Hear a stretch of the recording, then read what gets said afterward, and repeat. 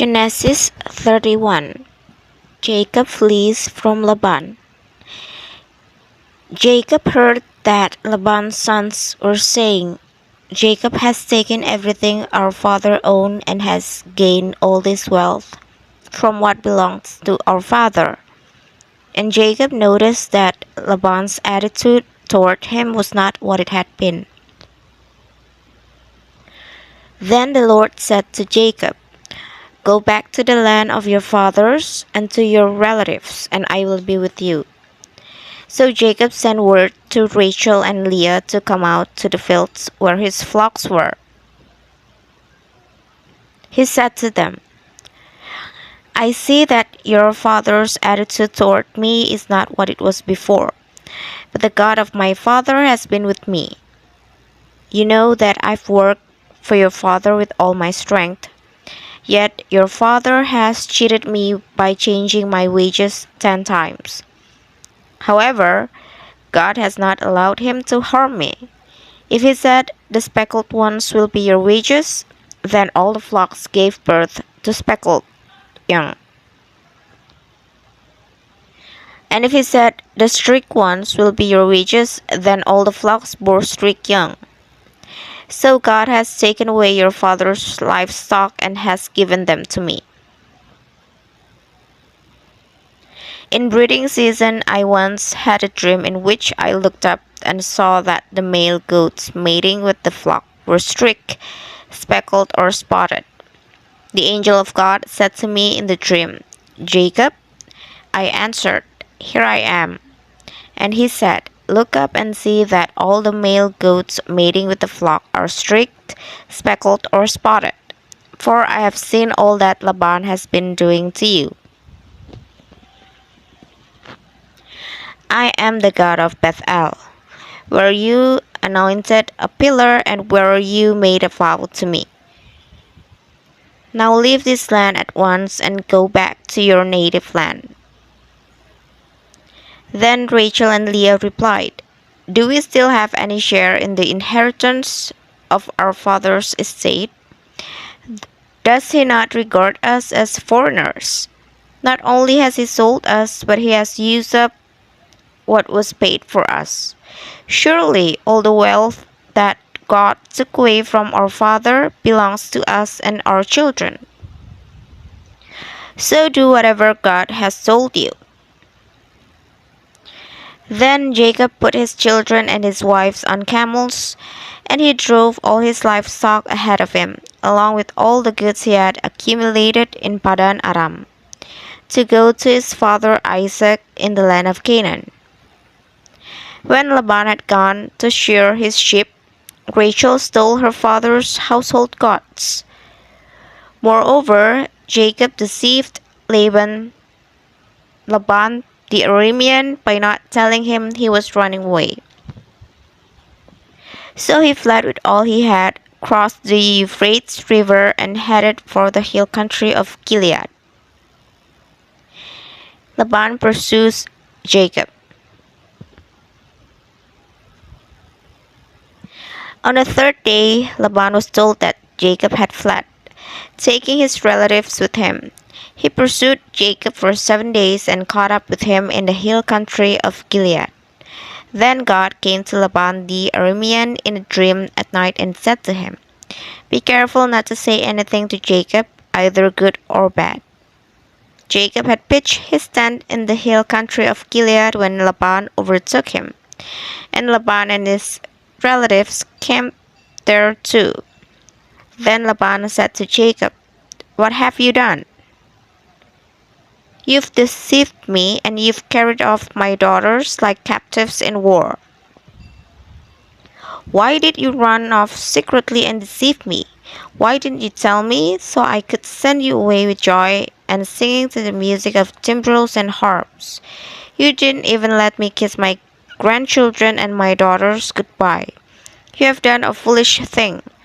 I have the power to harm you, but last night the God of your fathers said to me, "Be careful not to say anything to Jacob, either good or bad."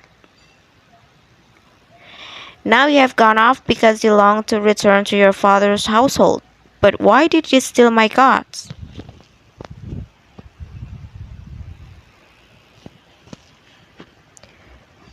Jacob answered Laban, I was afraid, because I thought you would take your daughters away from me by force.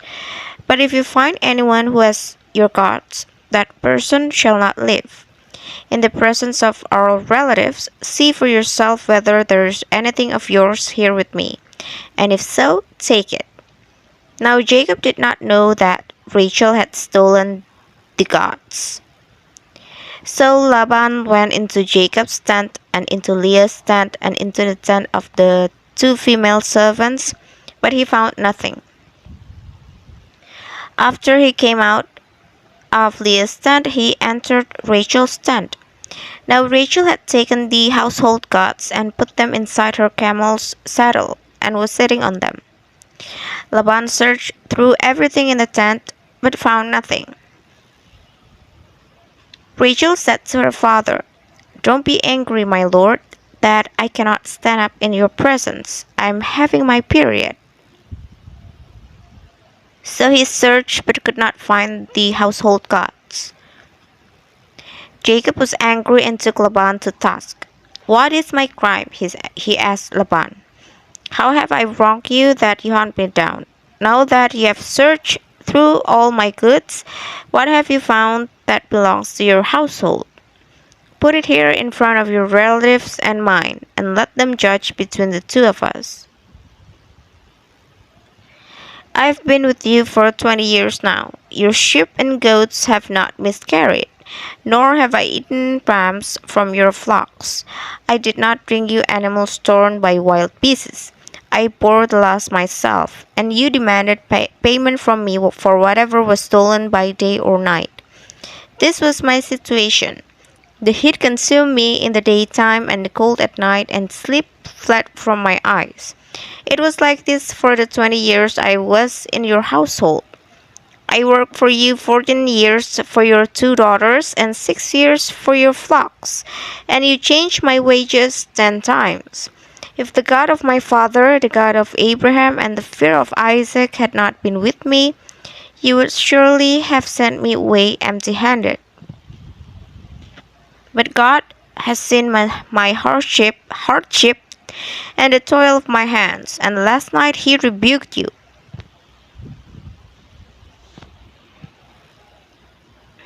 Laban answered Jacob, The women are my daughters, the children are my children, and the flocks are my flocks. All you see is mine. Yet what can I do today about these daughters of mine, or about the children they have borne? Come now, let's make a covenant, you and let it serve as a witness between us.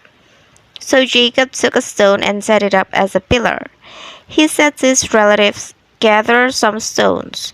So they took stones and piled them in a heap, and they ate there by the heap. Laban called it Yegar Sahadutha, and Jacob called it Gilead. Laban said, This heap is a witness between you and me today. That is why it was called Gilead. It was also called Mizpah, because he said, May the Lord keep watch between you and me when we are away from each other. If you mistreat my daughters, or if you take any wives besides my daughters, even though no one is with us, remember that God is a witness between you and me. Laban also said to Jacob, Here is this heap, and here is this pillar I have set up between you and me. This heap is a witness, and this pillar is a witness, that I will not go past this heap to your side to harm you, and that you will not go past this heap and pillar to my side to harm me. May the God of Abraham and the God of Nahor, the God of their father, judge between us. So Jacob took an oath in the name of the fear of his father Isaac. He offered a sacrifice there in the hill country and invited his relatives to a meal. After they had eaten, they spent the night there. Early the next morning, Laban kissed his grandchildren and his daughters and blessed them. Then he left and returned home.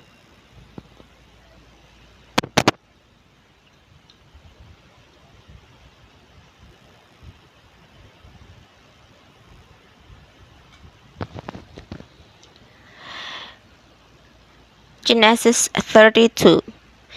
Jacob prepares to meet Esau.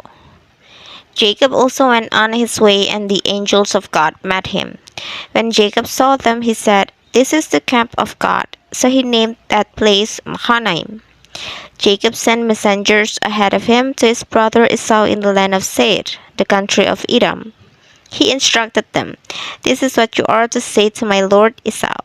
Your servant Jacob says, I have been staying with Laban and have remained there till now. I have cattle and donkeys, sheep and goats, male and female servants.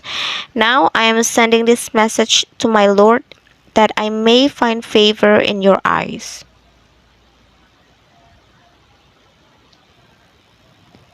When the messengers returned to Jacob, they said, "We went to your brother Esau, and now he is coming to meet you, and 400 men are with him." In great fear and distress, Jacob divided the people who were with him into two groups, and the flocks and herds and camels as well. He thought, if Esau comes and attacks one group, the group that is left may escape. Then Jacob prayed, "O God of my father Abraham, God of my father Isaac, Lord, you who said to me, 'Go back to your country and your relatives, and I will make you prosper.' I am unworthy of all the kindness and faithfulness you have shown your servant. I had only my staff when I crossed this Jordan, but now I have become two camps. Save me, I pray, from the hand of my brother Esau, for I am afraid he will come and attack me, and also the mothers with their children. But you have said, 'I will surely make you prosper and will make your descendants like the sand of the sea, which cannot be counted.'" He spent the night there, and from what he had with him he selected a gift for his brother Esau: 200 female goats and 20 male goats, 200 ewes and 20 rams, 30 female camels with their young, 40 cows and 10 bulls, and 20 female donkeys and 10 male donkeys. He put them in the care of his servants, each herd by itself, and said to his servants, "Go ahead of me and keep some space between the herds." He instructed the one in the lead, "When my brother Esau meets you and asks, 'Who do you belong to, and where are you going, and who owns all these animals in front of you?' then you are to say, 'They belong to your servant Jacob. They are a gift sent to my lord Esau, and he is coming behind us.'" He also instructed the second, the third, and all the others who followed the herds, "You are to say the same thing to Esau when you meet him, and be sure to say, 'Your servant Jacob is coming behind us.' For he thought, 'I will pacify him with these gifts I am sending on ahead. Later, when I see him, perhaps he will receive me.' So Jacob's gifts went on ahead of him, but he himself spent the night in the camp. Jacob wrestles with God. That night Jacob got up and took his 2 wives, his 2 female servants, and his 11 sons, and crossed the ford of the Jabbok. After he had sent them across the stream, he sent over all his possessions. So Jacob was left alone, and a man wrestled with him till daybreak. When the man saw that he could not overpower him, he touched the socket of Jacob's hip, so that his hip was wrenched as he wrestled with the man. Then the man said, "Let me go, for it is daybreak." But Jacob replied, "I will not let you go unless you bless me." The man asked him, "What is your name?" "Jacob," he answered. Then the man said, "Your name will no longer be Jacob, but Israel, because you have struggled with God and with humans and have overcome." Jacob said, "Please tell me your name." But he replied, "Why do you ask my name?" Then he blessed him there. So Jacob called the place Peniel, saying, "It is because I saw God face to face, and yet my life was spared." The sun rose above him as he passed Peniel, and he was limping because of his hip. Therefore, to this day, the Israelites do not eat the tendon attached to the socket of the hip, because the socket of Jacob's hip was touched near the tendon.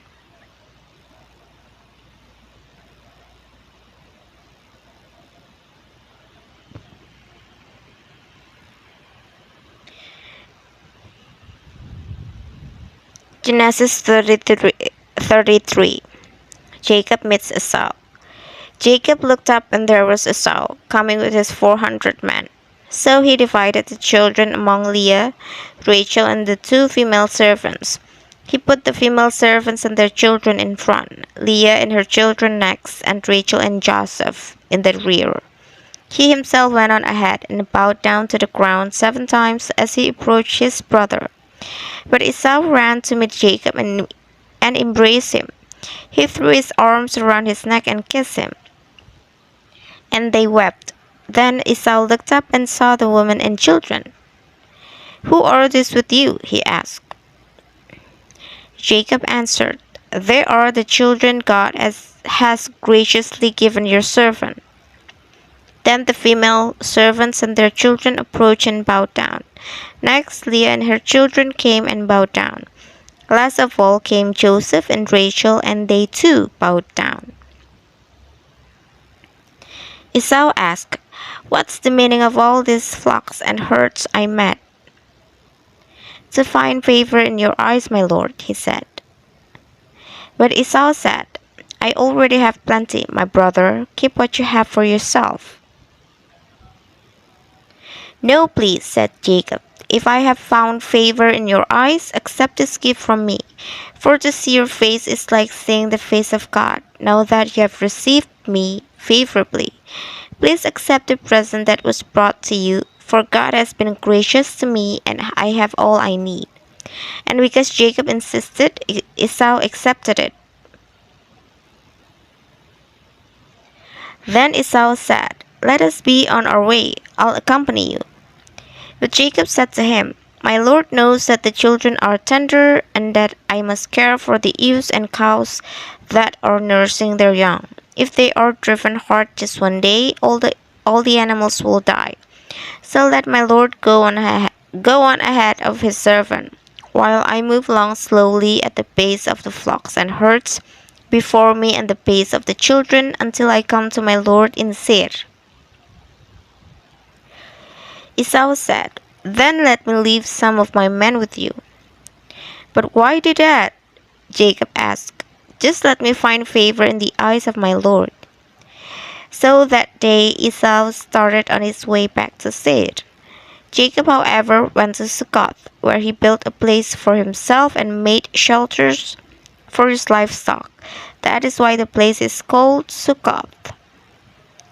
After Jacob came from Padan Aram, he arrived safely at the city of Shechem in Canaan, and camped within sight of the city. For 100 pieces of silver he bought from the sons of Hamor, the father of Shechem, the plot of ground where he pitched his tent. There he set up an altar and called it El Elohi Israel.